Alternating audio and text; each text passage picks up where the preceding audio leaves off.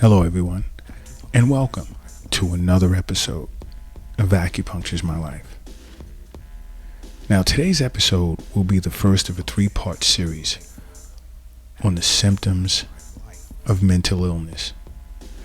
Now, there are various symptoms in which individuals will experience day to day and not realize that it's tied to mental illness.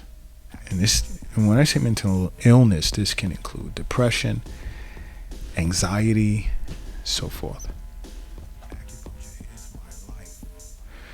And unfortunately, individuals who suffer from mental illness, it's usually done in a silent fashion.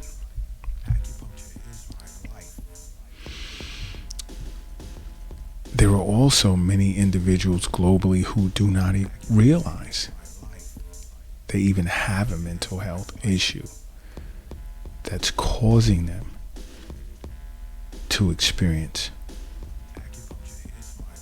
other health issues. Okay? So I'm saying this to say you may be experiencing different types of symptoms and have no clue that it's tied to the state of your mental health.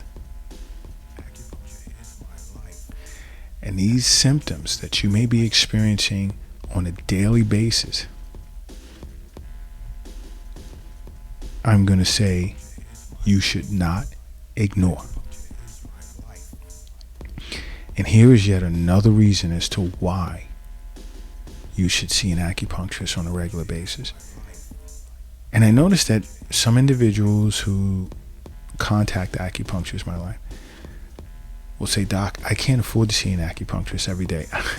I'm not saying see an acupuncturist every day. Work out a system where you're seeing your acupuncturist and acupuncturist for regular wellness visits, which can be once a week, bi-weekly, monthly, every 6 weeks, only on a seasonal basis. Everyone's different. Your acupuncturist will sit with you and discuss what may be best for you relative to your constitution, what deficiencies or excesses in which you're suffering from, how much of an imbalance you're faced with when it comes to yin and yang. The theory of yin and yang is what an acupuncturist follows. Because to restore harmony between yin and yang is the equivalent of homeostasis in Western medicine. Okay? But now when it comes to mental illness, I'm going to go over in a three-part series symptoms you may be experiencing or signs. And you just can't figure out why. And this is outside of, chronic illness, because chronic illness is a contributor to mental illness. Can be. More times than not. But you have to understand, mental illness manifests itself in many different ways.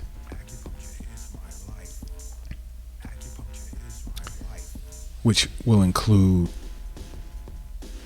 the way in which you eat, lifestyle, behavioral characteristics, risks in which you take in life.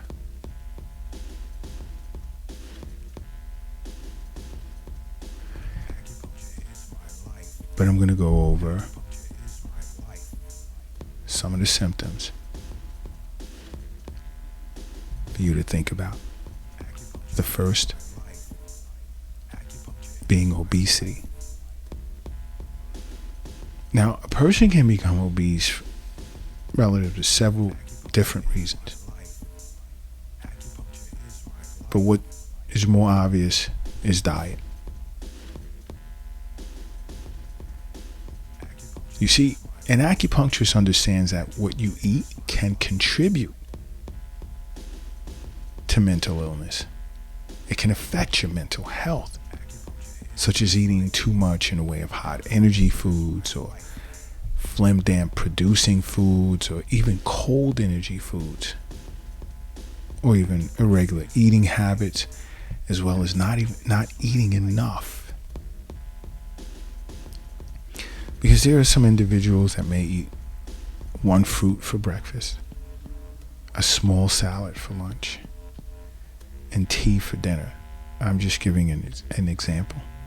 It's not enough. And yes, following the cliche, you are what you eat. You are what you eat. So eating junk is going to affect your mental state. What you put in your mouth affects your overall mental health. Another symptom can be fatigue. Now, we all tend to experience tiredness on occasion. But there's a difference between feeling tired and feeling fatigued. More times than not, when a person feels fatigued, they usually lack motivation.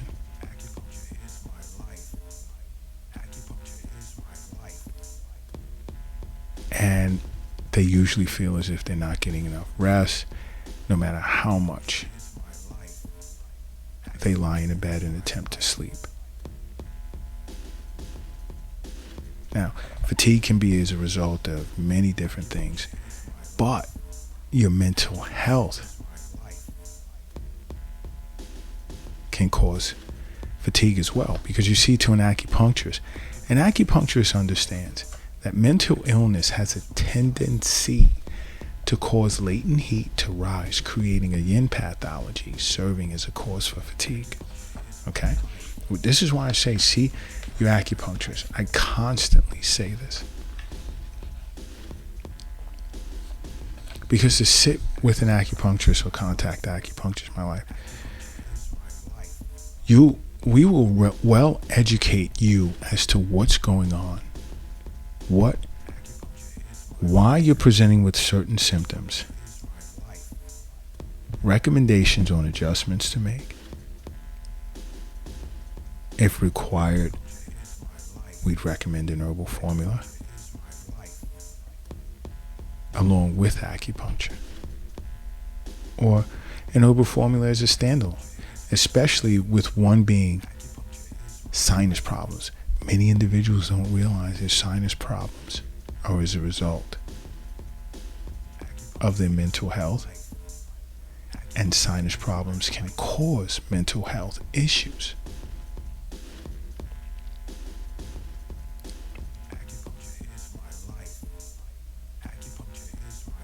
Okay? And there are studies that have shown that chronic sinus issues were linked to depression. But there are aspects of that I wasn't on the same page with.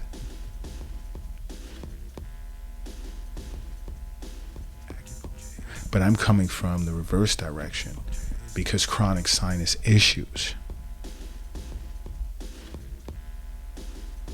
and I have treated, but I treat sinus issues, sinus problems.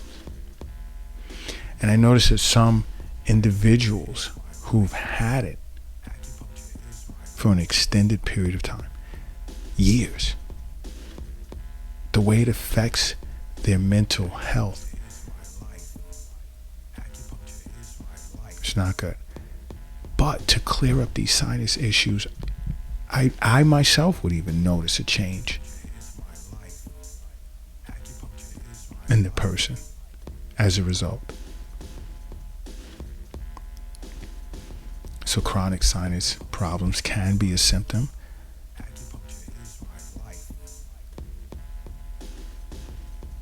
Tics also. Now, tics is a sign of contracting muscles. It's like little twitches that are involuntary.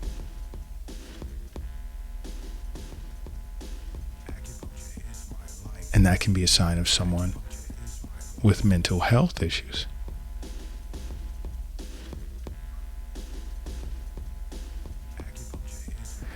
because it leaves a person feeling anxious, great deal of uncertainty,